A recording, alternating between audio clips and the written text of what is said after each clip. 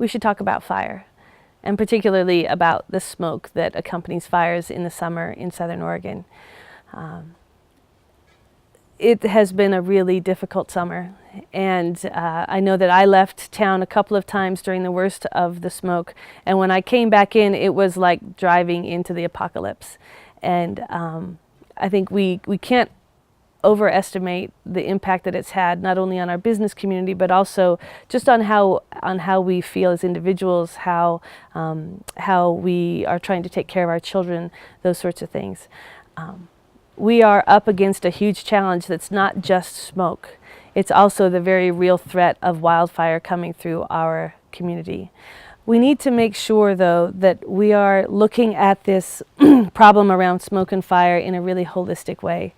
We didn't get here in a couple of years, and it's going to take a while to get to the point where this smoke every summer is not as big of an issue for us. We need to make sure that we know how to protect ourselves in town around the issue of fire, that we know how to evacuate, and that people are prepared for emergencies here, not just around smoke and fire, but also flood and earthquake.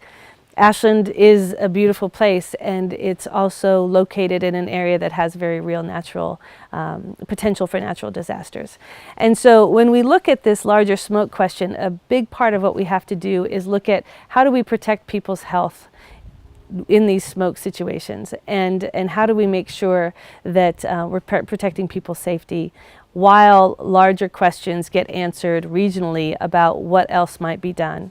And I think the really important piece is to remember that the primary driver behind these fires is climate change. And if we are going to see a shift at all in our lifetimes around this smoke and fire situation, part of that solution, a big part of that solution, is going to have to be reducing our greenhouse gas emissions, not only in Ashland, but across this country and globally.